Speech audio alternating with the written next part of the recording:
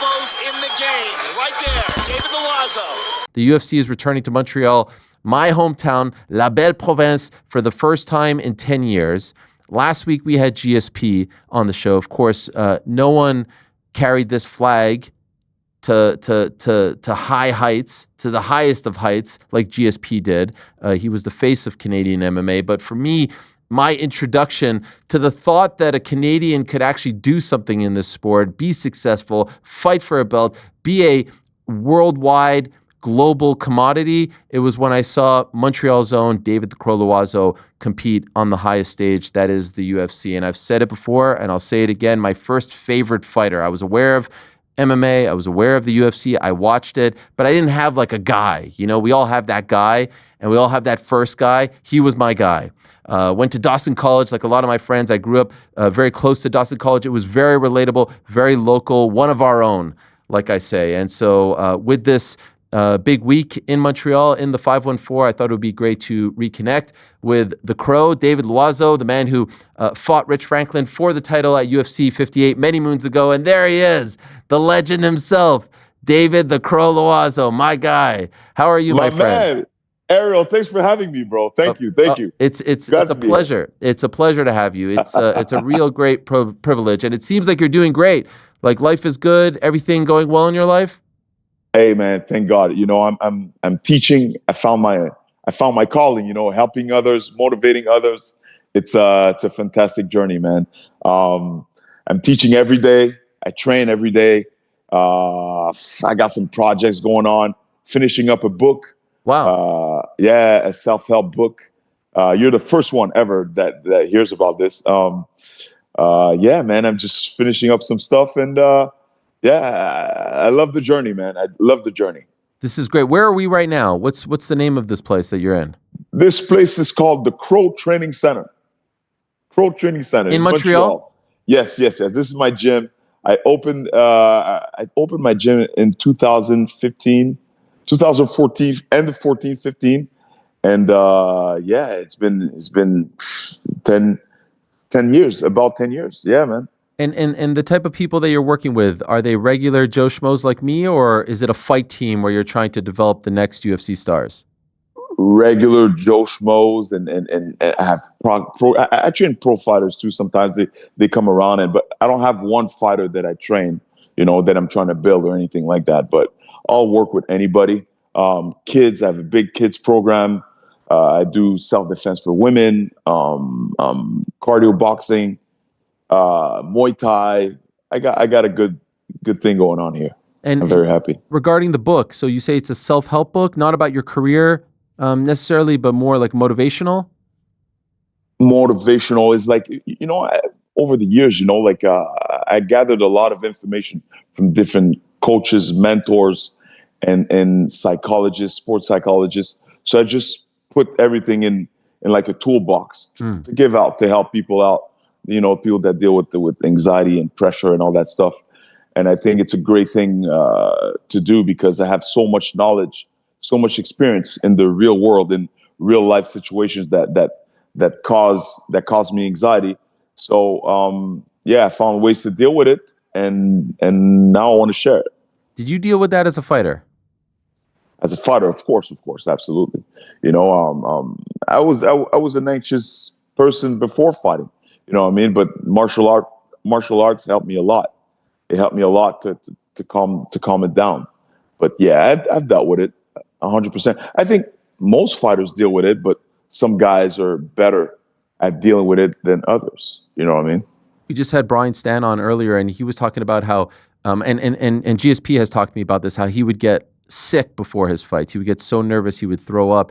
And then on the other side of that, you'd have someone like John Jones, who he said looked like a guy who was going to play like in a high school basketball game. He was so calm, cool, and collected. Where were you on that spectrum? Were you more like GSP or more like John? Oh, I was like George. Okay.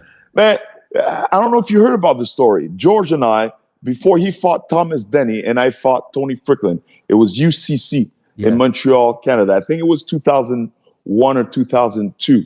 And we do the weigh-ins. Me and George were like this before. Like, we were very tight.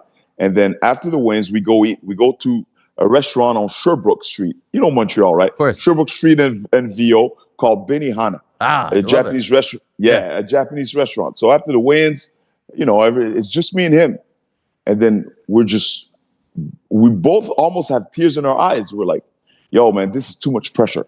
Like forget about this, man. Like let's just do this fight, then we retire. Then I was gonna go back to school. He was gonna go back. I think he was gonna go back to school as well, or just work. And then yeah, man, let's just do that fight, and then forget about it. We're done with that. It's too much pressure, and we're not making money. What the hell is this? So we finished the fight. Boom! I finished Tony Strickland. He finishes Thomas Denny. So I see him in the locker room. I come back. I'm like, yeah, who's next? Who wants some? Who's? And from there, we just went on to do big things in the sport. You know what I mean? That's amazing because the spotlight and the platforms only got bigger from there. And so if you were feeling like that, fighting for UCC, how did you deal with it when you were fighting for the belt, fighting for the UFC? I got better and better at dealing with it. That's the thing. I got tools. I was provided with tools to deal with it. Psychologists. I read books. You know what I'm saying? So it's a learning process. It's just like training the body. You learn to train the mind. But obviously, it didn't always work. These techniques and all these things. But I was always able to go forward and fight. I never pulled out of a fight. You never heard, David, he pulled out last minute. I've walked into the cage, not 100%, and physically and mentally, but I never back down. I always walk forward. I always walk the walk, no matter what. You can't. That's one thing you can say about David Loiseau. I may have had some terrible performances, but I always walk the walk. I never backed out. Love that. What is the vibe in the city right now? The UFC's return, first time in 10 years. Does it feel like the UFC is in town? Does it feel as big as it did back in the day? It feels like the UFC's in town. Yes. But as big as back in the day, like when GSP wasn't on the card, no, it's not the same. No, it's not the same. George brought something special. When George fought, it was special, man. The fans, the vibe, the energy. I remember when George rematched Matt Serra, they were screaming, they were chanting GSP in the prelims. Yeah. From the prelims till the main event, GSP. It was great, man. Great vibes. But I'm just glad the sport is back here because, you need something for these up and comers to look up to. They got to see the dream. They got to see it live. I want these up and coming fighters in Montreal to go to the venue and see the UFC themselves. That wow, I could do this one day. You know what I mean? Because it's possible. It's possible. It's just that right now, obviously, there's not that much of a platform for the local fighters to. There is one. There's Samurai MMA, but I want something bigger for them. I want something better, something to help them out because there's no stars. We don't have stars.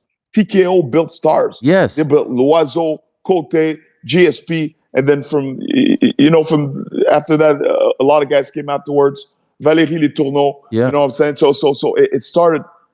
That's one thing with that TKO did. TKO and UCC, they built Canadian stars. Even the likes of Cyril Gane went to fight for TKO. Absolutely, not just Canadian. So why do you think that is? Even throughout Canada, there was once a time. There was Maximum Fighting Championship. There was Score Fighting. Yeah. Why are there none of these promotions throughout Canada anymore? In your opinion? I have no idea. I don't know why. I don't know. Maybe it's the money. Maybe there's not enough money in the sport. There's not enough support, or I have no idea. I'm not involved in the sport like I was before. Before I used to eat, sleep MMA. That's all I did. But now I'm just focusing on martial arts, teaching martial arts, my side projects here and there. I have Crow Talk. You can see here. Yeah. Crow Talk. Yeah. Check it out on YouTube, Instagram, TikTok. Crow Talk, man. That's your Maybe podcast? I can have you on there. Yeah, that's my podcast. Yes. Now Absolutely. you were doing one with Patrick Cote. This is your own. Yeah. That's my own little thing. That's my little thing. I like it. Yeah. Man, some people hating on me on there because I said that John Jones was the GOAT. Hating on me, yo. Like Wow. I said, John Jones not number one. He's number 1, 2, 3, 4, and 5. Like RS1 said. So they're And they hating on you. hated. Why? Oh my Why? Is God. it because they're GSP fans and they think he should be the GOAT? No. Because they were comparing him. I was comparing him to Tom Aspinall. And, the Tom Aspinall fans got Okay. real upset. Now, why? So I wouldn't be surprised if you would have said GSP is the GOAT. Why is John above him? No. Right, I'm just saying right now. Okay, right but I'm now, saying greatest of all time. Who's the greatest of all time? Oh, to me, to be honest, 100%, George St. Pierre is Okay, number one. All right. Yeah, I was gonna George say. St. Pierre is number one. Yeah. Yeah. But I'm talking about like right now, Who's the out best? of Yeah. all, who's the best right now? Who's the best right now? It's John Jones. It's not even close. You think he beats Tom? Absolutely. Well, that easily? John Jones will always find a way to win. Even at his Mark age. my words. Father Mark time. my words. John Jones will find a way to win. He's man. He's not only super smart, athletic. He's got heart. He's got all the skills. He's got Greg Jackson with him. He's got a solid team. He's got these masterminds with him. John Jones is not stupid. John Jones is taking his time before stepping in there with Aspinall because he's analyzing, he's studying, he's doing his homework. John Jones is a bad man. He's a bad man. But he's smart. He's smart. He's not going to go out there and just please the crowd and okay. They want me to find him in June. Okay, I'll find. No. This is warfare. This is war. Everything is calculated. That's why he became the champ and stayed the champ. If you were him, would you take this fight, or does the risk outweigh the reward? I would take my time. I would do what he's doing. Take your time, John. Take your time. Just do your thing. Just do your thing, man. You think he ends up taking it? I think so. I think so. And if he doesn't, so what? He's still the best. He's still the man. He light heavyweight champ, defended, went up in weight, went up to heavyweight, beat Cyril Gane like very easily. Yeah. Listen, man. I think he's the one. I think he's the man. You trained with him, right?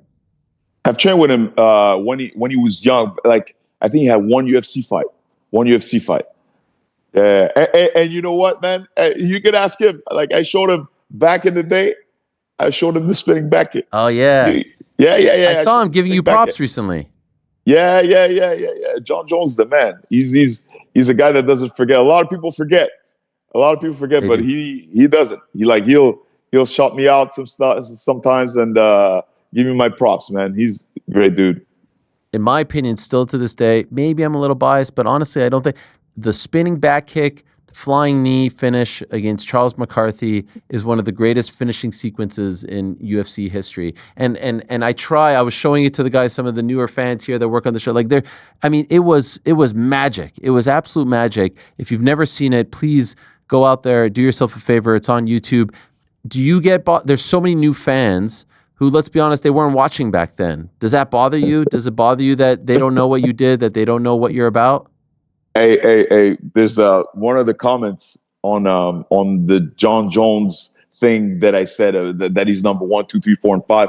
Some guy said, "Oh, this guy's a casual." And some people called me casual. I'm like, "Oh man, are you crazy?" And then I replied, "Yeah, I casually headlined the UFC 2 times." That is crazy. Does it bother you? No, I mean it is what it is, bro. I'm from the old school, bro. I'm from the old school. It's I wish more people knew about me, but yeah, man, I did what I did, bro. I'm just grateful for the journey, for the opportunity that UFC gave me. I gave my best. I was not always. I did not always deliver. But man, I did my best, and I came from far, Ariel. I came from far, man. I had some stuff that happened to me when I was younger. Man, if you would put yourself in my shoes, you'd be like, yo, just making it to the UFC, enough. What a blessing. What a blessing. Since you brought it up, can I ask what are you referring to? I got into a very, very serious car accident when I was 18 years old in 1998. I don't know if you can see it here. I have Oh a yeah. scar on my neck. Yeah. They took a part of my hip bone. I fractured my spinal cord. It was C5, C7, and man, I was out unconscious for like 2 hours, 3 hours. It was bad, man. It was bad. I had to rebuild for real. Like a lot of people, they lose a fight. They're like, yeah, you got. Let's go back to the drawing board. Yeah, I had to go back to the drawing board of life. You know what I'm Wow. saying? I had to, and that caused, man, so much just random panic attacks. And because I was sleeping in the car, and then the driver was speeding, and then lost control of the car. Then the car started flipping over, and then I just woke up in the ambulance. Wow. You know what I mean? I woke up in the ambulance. So imagine, like going through that experience, and then you wake up in the ambulance. So obviously you're gonna be it's gonna be hard for you to trust people, to trust life. You're gonna be a little paranoid, and that's why you don't judge others, man. Like you don't know what people go through. Everybody's in the middle of a war. Be kind. You know what I'm saying? But I was blessed. I was blessed. I survived. I was able to rebuild and become a UFC fighter, a professional UFC fighter. I was able to keep going and keep living my dream, which was to become a pro fighter since I was young, right? So yeah, man, it was tough. It was tough to rebuild. I have like a big plate and 4 screws in my neck. When it gets very humid, it hurts. When it gets very cold, it hurts.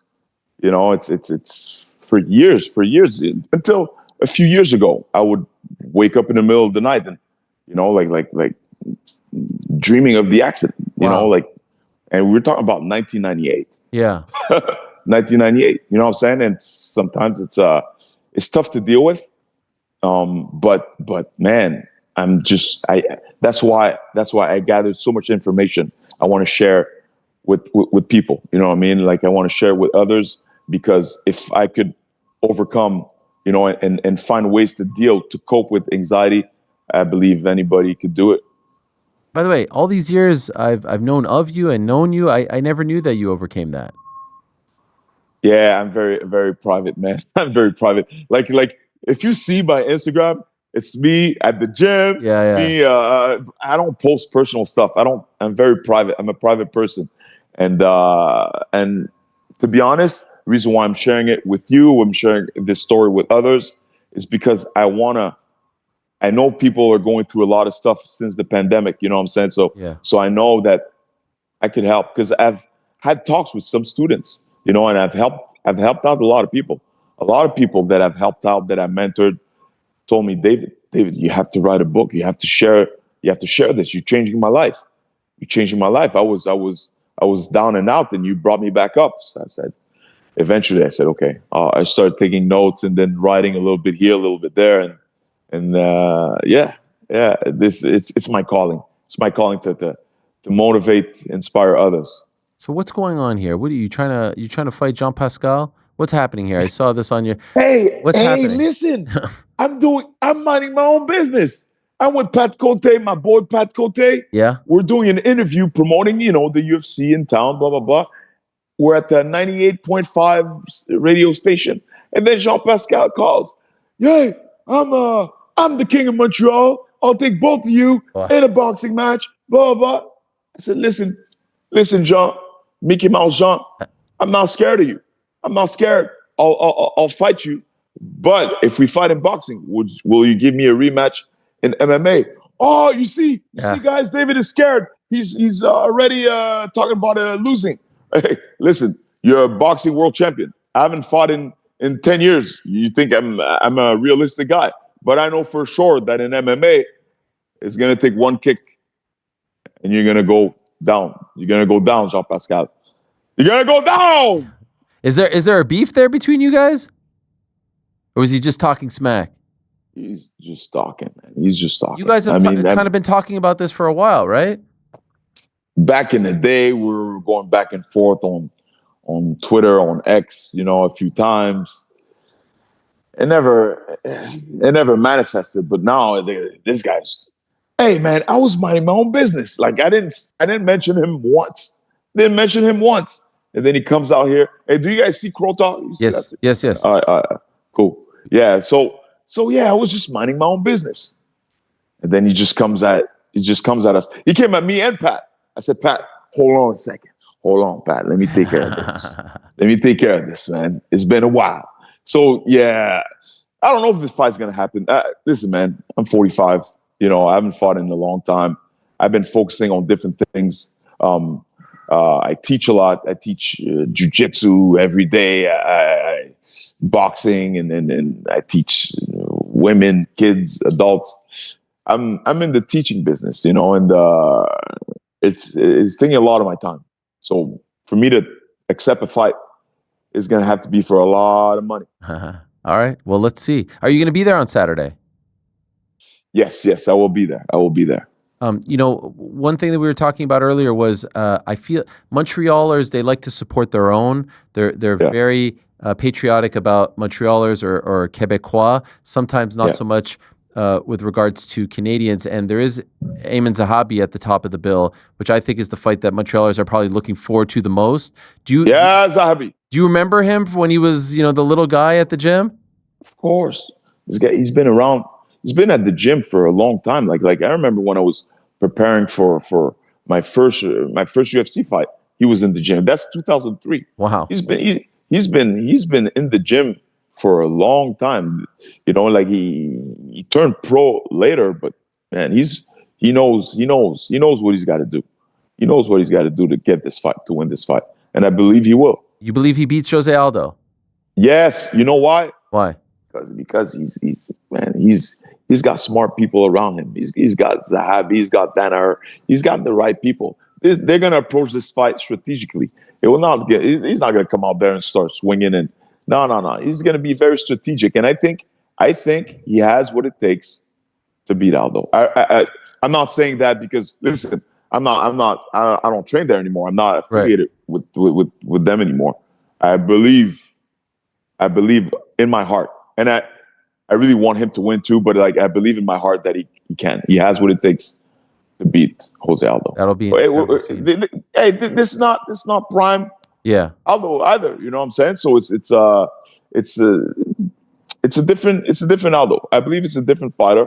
He's a different fighter than he was, and I really believe Ayman has a chance. He's I think he's on a winning streak. Yeah, he is on a winning streak. Yeah. I think he's good. Who do you like in the main event? The main event is what's it? Bilal Muhammad against Jack Della Maddalena. Listen, I think I don't follow these guys enough. You know what I'm saying? Let me back out. Let me back out of this one. I'm not going to call because I don't know the guys. I haven't seen enough footage of both guys to say this guy or that guy is going to win. You know what I'm saying? I'm not. A lot of people do that. They'll be like, no. Because I know Bilal. I don't know Jack. JDM. So all right. Yeah, JDM. So I'm not going to call. I'm not going to call it. That's fine. That's fair. You were so confident in your John Jones pick. I thought you were like Mr. Predictions now. No. It's just some fighters I've studied. I've watched over and over.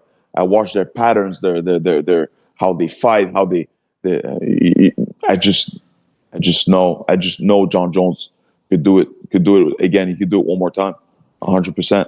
And on Friday before the event, you, GSP, I think Patrick Cote, Valerie Letourneau, you're having a meet and greet, right? Yeah, a meet and greet at Vogue Hotel is going to be at 5 p.m. And there's going to be this tickets are on sale. If you go on GSP's IG page, there's a link. Even on my page, actually, there's a link for tickets. If you're in town, come and meet us. It's going to be a special event. There's going to be T-shirts, the pictures that we're going to sign. Myself, Valérie Letourneau, Pat Cote, and Olivier Aubin-Mercier will be joining Georges St-Pierre for yeah, man. It's they call it a night of the legends or something like that. They're just giving props to the pioneers of MMA in Quebec, and I think it's important. It's important to recognize us and to give us props because we paved the way. Hell yeah. I'm the first one. I paved the way. I'm the first one to fight in the UFC from Quebec. And I remember after my fight, that was 2003. It was in Miami, Florida, and I was like, right after the fight. No, the day after the fight, we're at the hotel, and then I saw Dana. Dana had hair back then. And then, hey, sir, thank you for having me. Hey, good job, kid. And then he said, I said, hey, listen, man, there's one guy that's gonna come up soon. His name is George. Look out for him. I remember saying that Wow. the day after my fight. Yeah, because I knew I was very close to George, and George was on a tear already. So it was just a matter of time. I love those stories, man. Yeah, Mark Weir, way back in the day, UFC 42, I think it was, sudden impact. Yeah. And that's why I wanted to have you on. You're the trailblazer, you're the pioneer, and you deserve that recognition and those flowers as well. So I'm so happy to see that you are doing well, that you're thriving. Looking forward to the book. Can't wait to read that as well. And love the fact that you'll be there on Saturday, that you're doing the thing on Friday. You deserve to be front and center anytime the UFC comes back to Montreal. So thank you so much, David. Really great to have you on to catch up again, and wishing you all the best, my man. Hey, thank you, my man. I appreciate it, Ariel. All the best. Thank you. Always. There he is, the great David the Crow Loiseau, the very first Quebecois, Montrealer, to fight in the UFC. UFC 42, sudden impact, Mark Weir. Knockout in the first round, 355. That, by the way, was the last show in Miami before they came back all those years later when Izzy fought Alex Pereira. The best elbows in the game, right there. David Loiseau.